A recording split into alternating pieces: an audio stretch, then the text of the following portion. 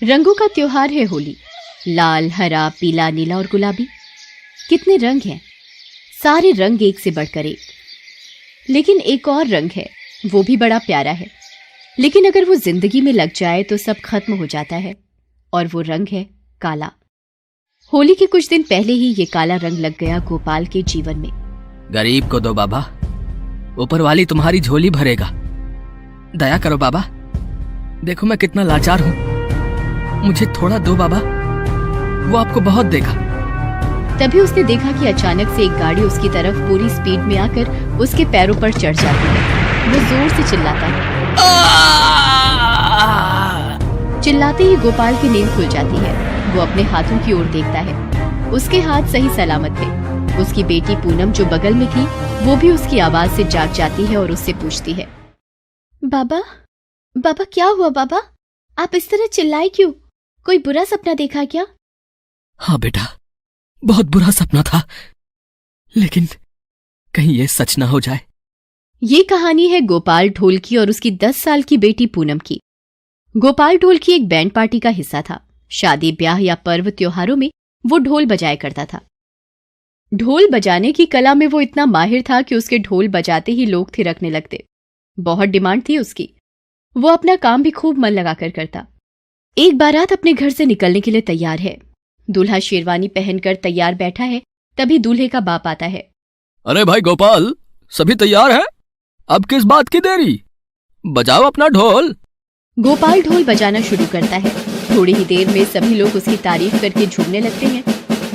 गोपाल की डिमांड भले ही अधिक थी, लेकिन उसकी जेब में सिर्फ 70 रुपए की दिहाड़ी आती थी और उसी से उसका घर किसी तरह चलता। अक्सर शादी ब्याह में मिलने वाला खाना वो वहां ना खाकर घर ले जाता और अपनी बेटी पूनम के साथ बैठकर खाता। बाबा, ये वाली मिठाई तो बहुत स्वादिष्ट है। ऐसी मिठाई तो मैंने पहले कभी नहीं खाई। इसे क्या कहते हैं बाबा? अरे रसगुल्ला है ये।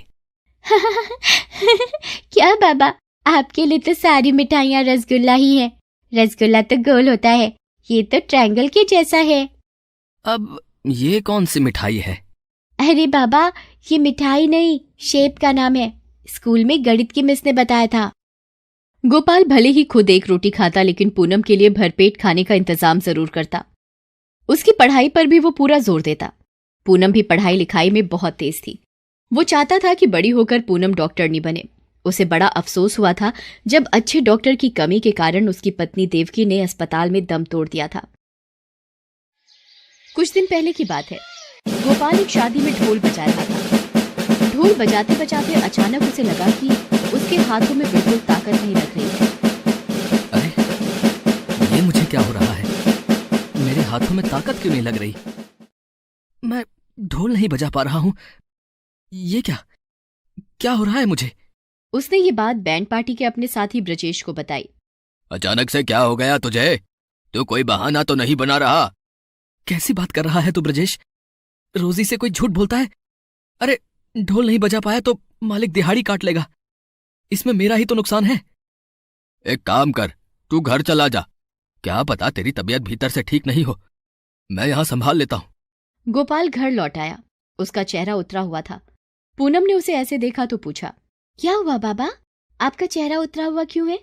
तबीयत तो ठीक है ना? देखो तो। पूनम गोपाल के सिर पर हाथ लगाकर देखती है। बुखार तो नहीं है बाबा? बुखार नहीं है बेटा, लेकिन बहुत कमजोरी सी लग रही है। ऐसा लग रहा है हाथों में जान ही नहीं है। पता है, आज तो मैं ढोल भी नहीं बजा पा रहा था। बाबा, कल सरकारी दवाखाना ले चलूंगी आपको। हाँ बेटा। कुछ खाया तो नहीं होगा आपने? 2 रोटी सेक देती हूँ। अरे नहीं नहीं, भूख नहीं है, बस सोने का मन कर रहा है। दोनों सो गए। अगली सुबह जब गोपाल जगा तो हर सुबह की तरह पूनम नाश्ता बना रही थी। नाश्ता बनाकर ही वो स्कूल के लिए तैयार होती, लेकिन आज तो उसे स्कूल जाना नहीं था। इस बीच गोपाल ने पूनम को आवाज लगाई। पूनम, बेटा पूनम। पूनम भागती हुई अपने बाबा के पास आई। अरे बाबा, आप कब जागे? अब कैसी तबीयत है? बेटा, जरा मेरा ढोल उठा कर देना। अभी ढोल बजाओगे बाबा? पहले कुछ खा पी तो लीजिए। नहीं बेटा, बाद में खाऊंगा, पहले जरा ढोल दे। पूनम ने ढोल लाकर दे दिया। गोपाल ने ढोल बजाने की कोशिश की, लेकिन ये क्या। बेटा, ये देखो ना, मेरे हाथों में क्या हो गया है। मैं इसे बजा नहीं पा रहा हूं। मेरे हाथ भी कांप रहे हैं। ये क्या हो गया मुझे। पूनम अपने पिता को लेकर अस्पताल गई। वहां डॉक्टर ने कहा कि इनकी दोनों हाथों की नसें सूख गई हैं, मांसपेशियां कमजोर हो गई हैं। इनका इलाज लंबा चलेगा, दवाई लगातार खानी पड़ेगी। कितना लंबा? 6 महीने भी लग सकते हैं, साल भर भी, या 2 साल भी। तभी कुछ कुछ हाथों में जान आ पाएगी। और हाँ, इस बीच तुम ढोल बजाने की बिल्कुल कोशिश मत करना, और ना ही कोई मेहनत का काम इससे करना, नहीं तो तुम ढोल कभी नहीं बजा पाओगे। ये सुनते ही गोपाल का सिर चकरा गया। वो वहीं रोने लगा। डॉक्टर साहब, ऐसा मत कहिए। अगर मैं ढोल नहीं बजा पाऊंगा तो अपना और अपनी बच्ची का पेट कैसे पालूंगा, उसे कैसे पढ़ा पाऊंगा। अरे, उसे डॉक्टर बनाना है मुझे। हिम्मत रखो, सब ठीक होगा। बस दवाइयां लंबे समय तक खानी पड़ेंगी। अस्पताल से बाहर दोनों बाप बेटी निकले। गोपाल बिल्कुल खामोश सा सड़क पर चला जा रहा था। उसके दिमाग में अपनी बेटी के भविष्य को लेकर कई प्रश्न आ रहे थे। 4 दिन ऐसे ही निकल गए। दिहाड़ी पर काम करने वाला 4 दिन घर बैठ जाए तो उसका सब कुछ बैठ जाता है। उसके चूल्हे की आग ठंडी हो जाती है।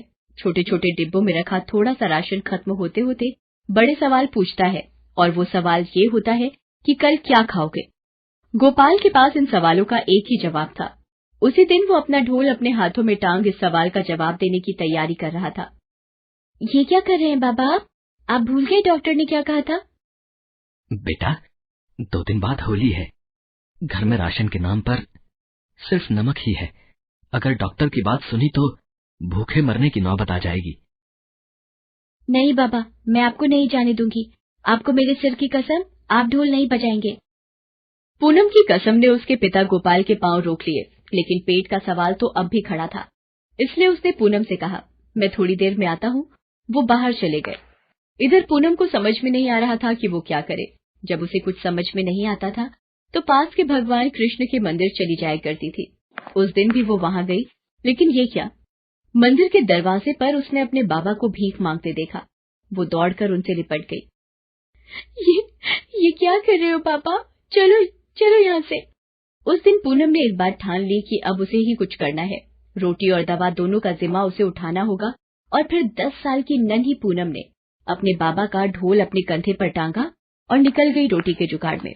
जिस बैंड में उसके बाबा काम करते थे वो उनके पास गई, लेकिन कोई भी उसे साथ रखने को तैयार नहीं हुआ। सभी यही कहने लगे कि अरे ये तो बहुत छोटी है, ये क्या बजाएगी ढोल, चलो जाओ यहाँ। वो उदास होकर लौट ही रही थी कि तभी गोपाल के दोस्त ब्रजेश ने बैंड मालिक से कहा कि एक बार उसे साथ ले जाने में क्या दिक्कत है, उसे जरूरत है अभी। होली के एक दिन पहले की बात है। एक सरकारी ऑफिस में होली का प्रोग्राम था। बैंड पार्टी को वहां जाना था। पहली बार पूनम भी उनके साथ गई। वहां इस छोटी सी ढोल वाली को देखकर सभी को लगा कि ये क्या बजाएगी ढोल। लेकिन जब उसने ढोल बजाना शुरू किया तो ऐसा बजाया कि सभी झूमने लगे। उस बेचारी के नन्हे हाथ थक भी रहे थे, उनमें दर्द भी हो रहा था, लेकिन वो रुके नहीं। वो ढोल पर पढ़ते रहे। उस कार्यक्रम में शहर के डीएम भी आए हुए थे। लड़की की इस प्रतिभा को देखकर वो उसके पास गए और कहा, बेटा, इतनी छोटी सी उम्र में तुम ये क्या कर रही हो। साहब, भीख मांगने से तो अच्छा है ना कि कुछ काम करके रोटी खाऊं। उसकी बात सुनकर डीएम साहब की आंखों में आंसू आ गए। उन्हें पूनम के पिता की सारी कहानी पता लगी। तब उन्होंने अधिकारियों को आदेश दिया कि इनके पिता के इलाज का सारा खर्च सरकार उठाएगी। यही नहीं, हर महीने कुछ राशन और 1000 रुपए इसे तब तक दिए जाएंगे जब तक कि गोपाल पूरी तरह स्वस्थ नहीं हो जाता। सभी डीएम साहब की इस घोषणा पर ताली बजाने लगे। पूनम भी ताली बजा रही थी। तब डीएम साहब ने पूनम के हाथों को अपने हाथ में लिया और कहा, हैप्पी होली बेटी। पूनम ने भी कहा, हैप्पी होली डीएम साहब, हैप्पी होली। सच में उसकी होली अब हैप्पी होली हो गई थी। वो काला रंग जो इस परिवार के भविष्य को डरा रहा था वो कहीं गायब हो गया था, और कई सारे रंगीन रंग उसे गोद में उठाकर कहना चाह रहे थे, होली मुबारक, होली मुबारक।